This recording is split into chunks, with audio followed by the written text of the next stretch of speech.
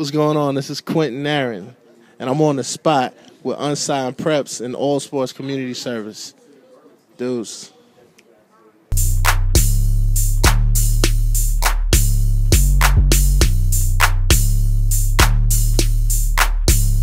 Hi, this is Nisi Danielle with On the Spot with Quiton Aaron. How are you doing today? I'm doing good. How are you? I'm good. All right. How was it growing up in the Bronx? It was tough. Tough neighborhood. I was a tough kid, so it's cool. I kind of just stayed to myself a lot. Went home, went to church, went to school. That. Okay, so I was told that you were in the choir as a mute singer. How was that like in the church? It was cool. I mean, I love music. I grew up with a love for singing. I just didn't really want to lead any songs, so I sung in the background where our voices blended. And, That's you good. know, I didn't have to stand out in front of everybody. Okay, Nisi. So, is music like a passion for you now? Or? It is, actually. I've been singing since I was 5 or 6 or something. I used to think I was Michael Jackson when I was little. Oh, wow. Didn't we all? No, I didn't. Okay. Playing the part of that movie made me cry. Like, thinking about it now, I'm going to cry. Oh, don't cry. Still, because how much research did you have to do? Because you really pulled off that part. I actually, honestly, didn't do any research. I met with the director, John Lee Hancock. Mm-hmm. We chatted for about 45 minutes, and he was like, "We want you for this part." So I said, "Cool, when do I meet Michael?" He said, "Here's the thing.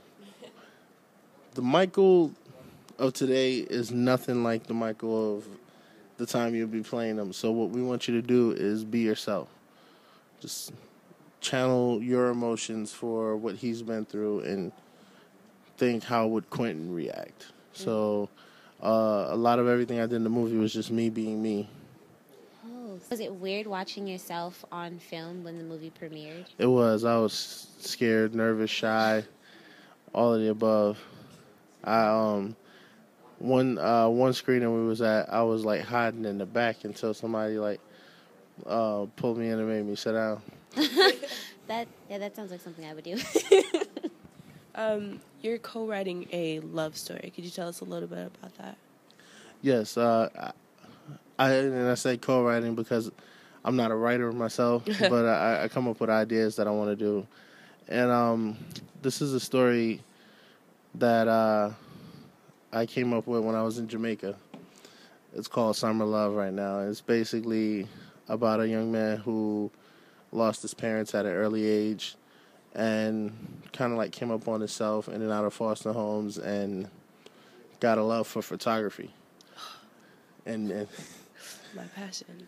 And he got a job when he was 18 for Travelers magazine, which allowed him to travel the world and do these exotic photos of places, and it was sort of like photojournalism. So he would do stories for magazines and pictures. So he had articles in magazines all over the world, and he moved to Italy, which in his mind was the capital of love. So he felt like that's where love is defined. Right. And he, growing up, never knew what it was like to be loved or in love or didn't know what it was about. So he wanted to go there and capture that essence.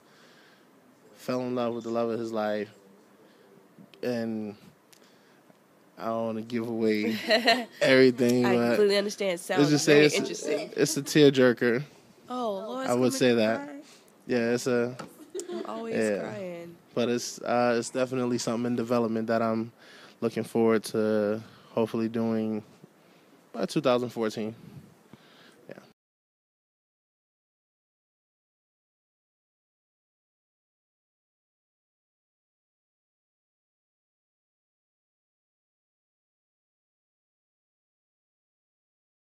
My foundation is, aside from performing arts, is dealing with the fight against childhood obesity and anti-bullying.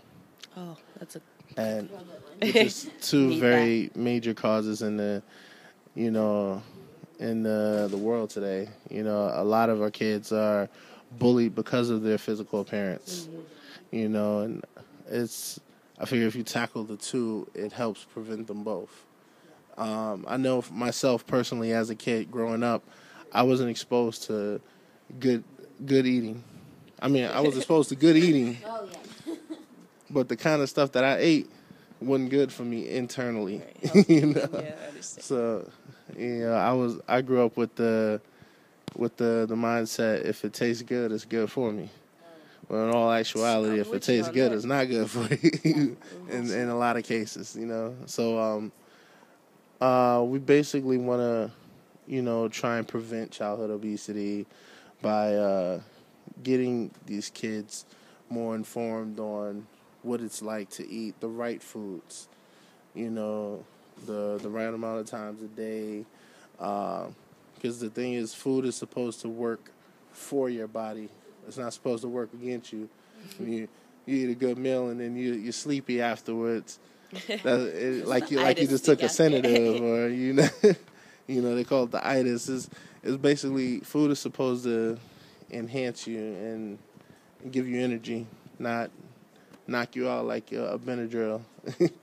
You know, so basically want to inform kids and get them, you know, more healthy, which will hopefully build up their confidence, their self-esteem, and change their physical outer appearance and help prevent bullying in itself. You know, in that sense, and, you know, we'll work on other ways as well to do that.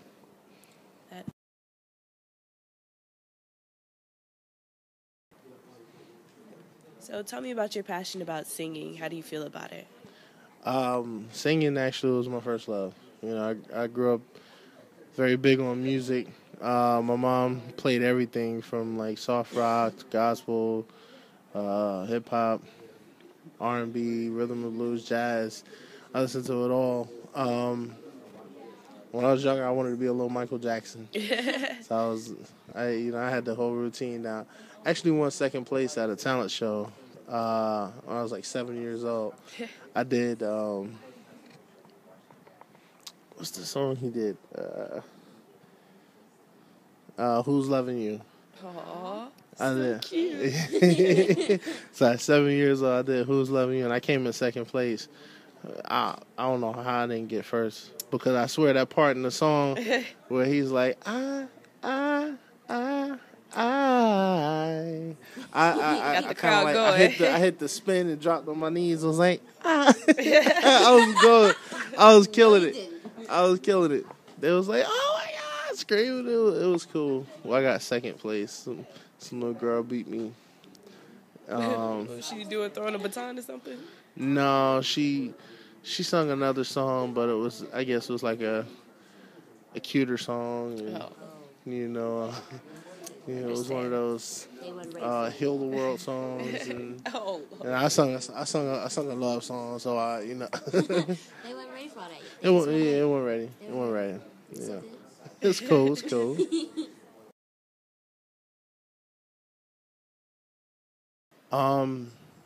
I would definitely say go after what it is you believe in.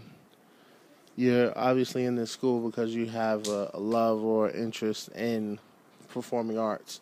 So I would definitely dedicate my time spent here in the performing arts and learning everything I can about the industry and making that my goal to succeed in it. Because this is the time to do that, not when you're out in the real world with bills and, you know, rent and stuff that make you grow gray hair early. You know, so now is definitely the time to make your dreams come true.